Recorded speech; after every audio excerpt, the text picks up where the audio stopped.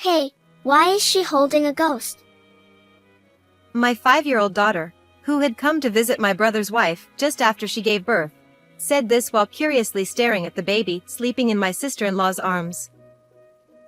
Isn't that Grandma over there? At my daughter's next words, my sister-in-law let out a silent scream. She quickly tossed the baby into the crib, pulled the blanket over herself, and started trembling uncontrollably. I was shocked and confused by her terrified reaction. And later, a shocking truth was revealed. Emma, my daughter, had been saying strange things since she was old enough to talk. Even when she was playing with dolls by herself, she would say, I was playing with my big sister.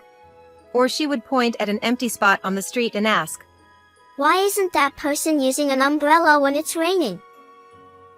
I began to wonder if she had some kind of sixth sense, but since I'm terrified of ghosts and scary stories, I just brushed it off as her having an imaginary friend, just like many children do. Because of that, I never mentioned it to my brother.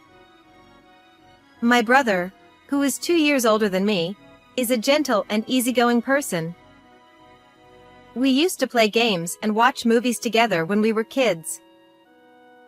He got married shortly after I did, tying the knot with his girlfriend at the time. However, Amy, his wife, turned out to be rather selfish and often caused trouble for those around her. She was the one who held the reins in their household, but I thought it suited my laid-back brother just fine, so I was happy for them. They also ended up living with my mom at our family home, and my brother, who travels a lot for work, was very grateful for. Sometime after my brother got married, I became pregnant with our long-awaited second child. I'm pregnant, John. Congratulations, Nancy! That means Emma's going to be a big sister. Thank you. I'm so happy. When I shared the news with my brother, he was overjoyed. But that wasn't all. Actually, Amy's pregnant too. Your child and ours will be in the same grade. To my surprise, my sister-in-law was also expecting. Wow! What an amazing coincidence! I was thrilled by the news, and my brother and I started chatting excitedly about the future. Things like the baby's gender, possible names, and daycare plans. I felt so happy thinking about the child I would soon bring into the world. However, that peaceful time didn't last long before tragedy struck. I was suddenly hit with severe abdominal pain. My husband rushed me to the hospital, but by the time we arrived, it was too late. The baby inside me had already passed away. After spending hours crying, I forced myself to make the difficult call to tell my mom, who had been so happy about my pregnancy. But no matter how many times I called, my mother's phone wouldn't connect. Growing increasingly anxious, I decided to reach out to my sister-in-law, who lived with her. Hello, Amy? It's been a while. I just have something I need to check. What is it? Amy's voice was curt, filled with irritation. I've been trying to call my mom's cell, but it's not connecting at all. Also, did you guys cancel the landline? I got a message saying it was disconnected.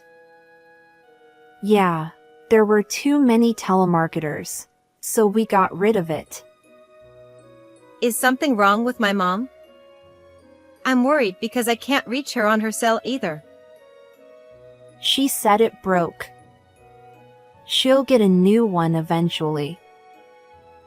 Amy quickly cut me off, then added, So, what do you need? I can pass along a message. It was clear she wanted to end the call as soon as possible.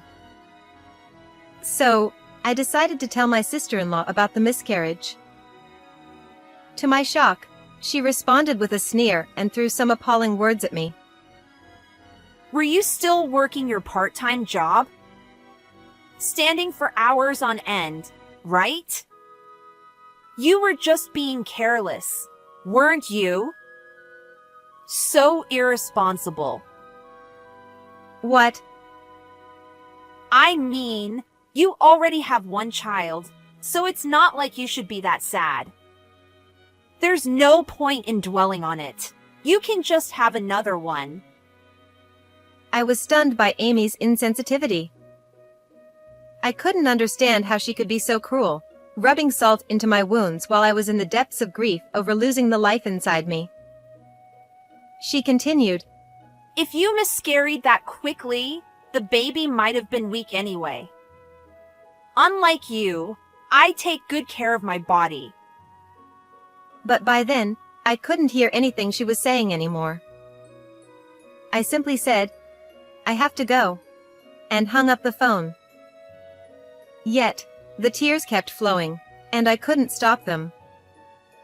It was the first time I had ever felt such overwhelming sadness and despair. I lay on the couch and cried until my husband came home, unable to do anything else. Although I was somewhat worried about not being able to reach my mom, I avoided visiting my parents' house for nearly 6 months because I couldn't bear the thought of facing Amy after that call. Then, one evening, just after 10 p.m., I received a phone call from my brother. It was unusual for him to call at that hour, so I answered, and heard his voice trembling with tears. Nancy, Mom collapsed from heat stroke. She didn't make it. No, that can't be. Mom. I was so shocked that everything went black before my eyes. Apparently, my sister-in-law had returned home that evening and found my mother collapsed in the yard. She called an ambulance, but Mom wasn't breathing, and by the time my brother arrived at the hospital from his business trip, she was already gone. They said she was found near the shed in the yard, perhaps searching for something when the heat got to her. It was a tragic accident in the height of summer. Once again, I was plunged into deep sorrow. However, there was no time to dwell on our grief. My brother and I were overwhelmed with the preparations for the funeral. We had to notify the authorities, contact our relatives and my mother's friends, arrange the funeral, and prepare for the wake. We were constantly on the move, but my sister-in-law showed no intention of helping. I was concerned about her health due to the pregnancy, but she didn't seem to be suffering from severe morning sickness. If you have a moment, Amy. I hesitantly asked her for help, but she quickly looked away. I'm not good with these kinds of things. I'll just go rest somewhere quiet. With that, she hurried off to the waiting room.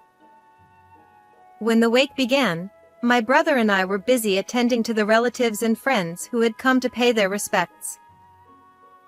We greeted each guest, sharing stories and memories of our mother. So early, it's truly heartbreaking. Don't let it get you down. Hearing such kind words from my mother's friends and acquaintances, I felt proud of her for the way she had valued her relationships with others. Although my frustration with Amy's lack of involvement continued to grow, I was too consumed by the sadness of losing my mother and the demands of the funeral to dwell on it. After the funeral finally ended, my brother and I were able to take a moment to breathe. Nancy, thank you so much. I'm sure Mom feels relieved now. Yeah. You did great too, John. It was tough. At that moment, I suppressed my frustrations with Amy's indifferent behavior, and together with my brother, I cried as we remembered our mother. Sometime later, as we began organizing the condolence money, Amy suddenly appeared out of nowhere and approached us. I wondered if she had finally decided to help, but that thought was short-lived as she said something unbelievable. Hey, shouldn't I be the one to keep this? What do you mean by that? I asked, unable to comprehend her words at first. Well, I lived with your mother and took care of her, so I should be the one to get the condolence money. My brother frowned and looked at her in disbelief. Amy, what are you talking about? But she didn't seem bothered by our reactions.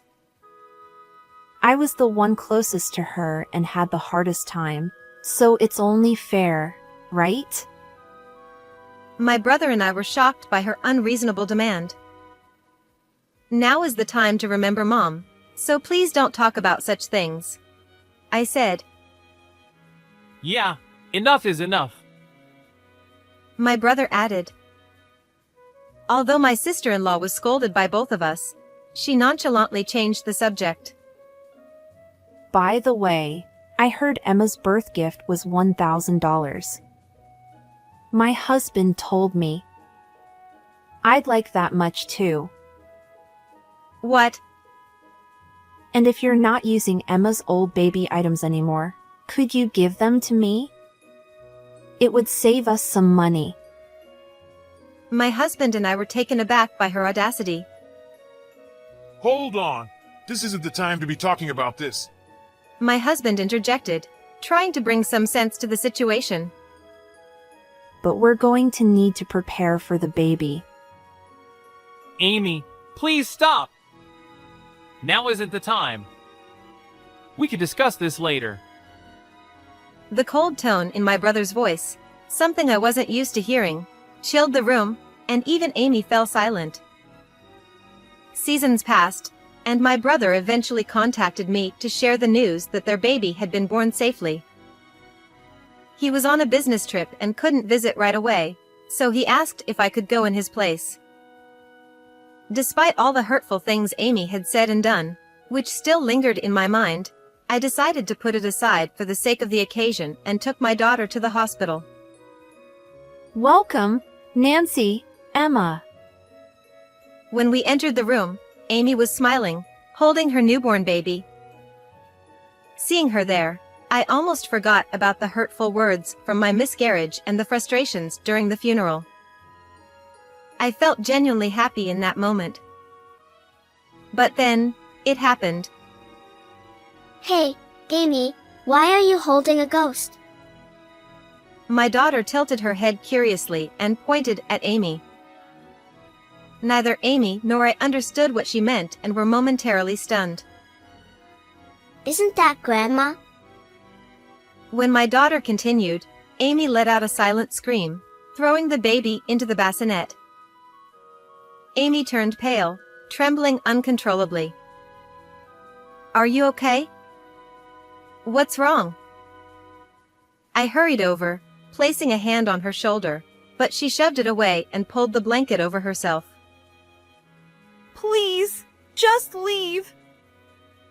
Her voice was barely audible as she buried herself under the blanket, refusing to respond to anything else I asked. After leaving the hospital, I walked in silence, worried about my sister-in-law's strange behavior. Then, my daughter started to say something even more unbelievable. Although I was shocked, several things came to mind that made me think, could she be telling the truth? Determined to uncover the truth, I decided to visit my parents' house under the pretext of tidying up. Although I had been avoiding the house due to the grief of my miscarriage and my mother's accident, I knew I couldn't put this off any longer. When I told my brother that I wanted to sort through our mother's belongings, he said he was too busy with work to do it himself, so I took the initiative. With Amy still in the hospital, this was my chance. I used the key I had to enter the house and began opening doors and closets, slowly sorting through everything. As I was going through my mother's belongings, memories came flooding back. When I looked up at the top shelf of the closet, I noticed some cardboard boxes haphazardly stored there. Curious, I pulled one down and opened it. What? Why are these here? Inside, I found surveillance cameras, 5 of them. The number was unsettling, especially for a household. I noticed that each camera still had an SD card inside, so I decided to take them home to review the footage. I then went into my mother's room and opened the drawer of her desk. Inside, I found an old journal. My mother's diary? I opened it and found entries about Emma's growth, the day my brother brought Amy home, the death of my father from illness 20 years ago, and even some recipes. The entries were filled with warm memories, and I couldn't help but cry. Mom, you were such a kind and strong person. However, as I continued turning the pages, my attention was caught by some illustrations drawn in the margins. This drawing. It looks familiar. It resembled an illustration I had created with my mother when I was a child. As I traced back my distant memories, I realized a terrifying truth. On the day of my mother's first death anniversary, we gathered at the family home. Thank you all for being here today, I said, after exchanging memories of my mother with my relatives. Once everyone had settled, I pulled out a notebook. This is my mother's diary. Hidden within it is a message, I announced. Among the surprised relatives, Amy's eyes widened the most. What? I've seen that diary, and there's nothing special in it. She scoffed, dismissing the notion. But I calmly continued. Everyone, please take a look at the illustrations drawn in the margins of this diary. These are part of a code my mother and I created when I was a child. The relatives leaned in with curiosity. When you connect the first letters of the words in these illustrations, it spells out, "Look behind the dresser," I revealed. Amy's expression shifted to one of confusion.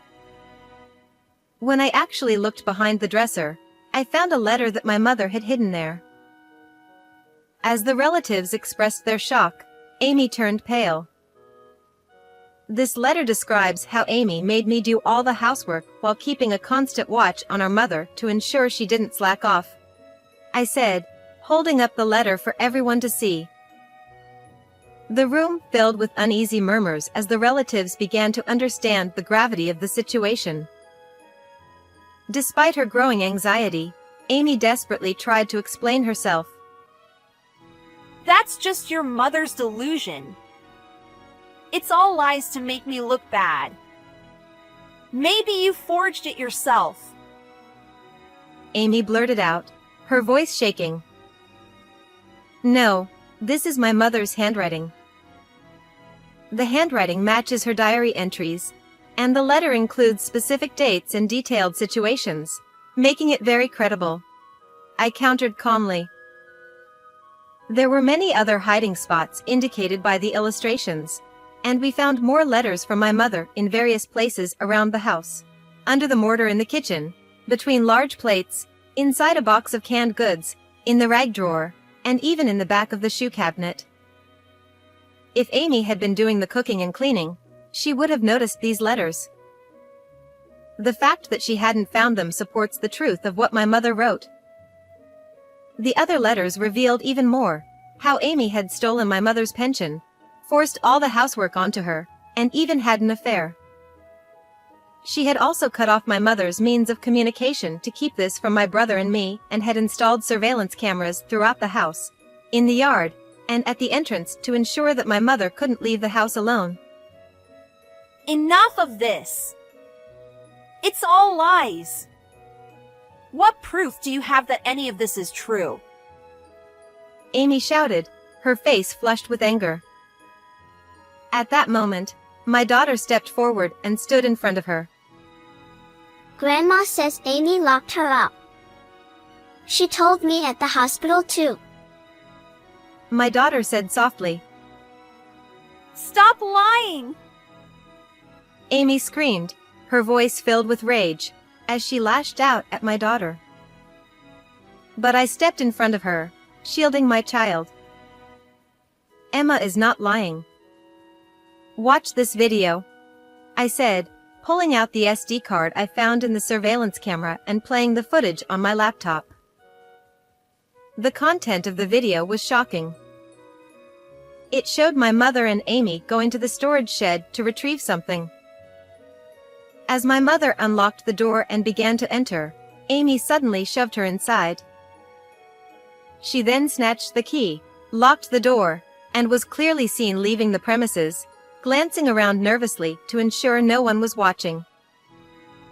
Our family home is in a rural area, with the nearest neighbors at some distance. It was also the height of summer, so few people would have been outside. Amy must have planned the whole incident, knowing the likelihood of being seen was minimal. Why would you do something like this? I asked, horrified. Amy muttered under her breath, her voice filled with resentment. She always nagged me whenever I came home late and insisted I help with the housework. Her tone grew more agitated, and suddenly she raised her voice. And then, somehow, she found out about my affair and threatened to tell my husband. I just wanted to teach her a lesson. That's all! I was stunned by Amy's selfishness and the flippant way she tried to justify her actions. This is the truth about how my mother died, I declared, as a heavy silence fell over the room. Everyone present was at a loss for words. Amy, with a tone of false bravado, said, I've confessed everything now, so just let it go, okay? The dead can't come back, so let's move on. Don't be ridiculous, I shouted, my voice trembling with rage. I will never forgive you. You're going to spend the rest of your life behind bars. What? Wait, you're going to call the police. No, please, don't do this. Amy cried out, collapsing to the floor as she clung desperately to my legs, sobbing. But I felt no sympathy for her. You'll have to live with the weight of your crimes, I said coldly, turning away as Amy slumped in despair. After that, my sister-in-law was arrested and spent many years behind bars.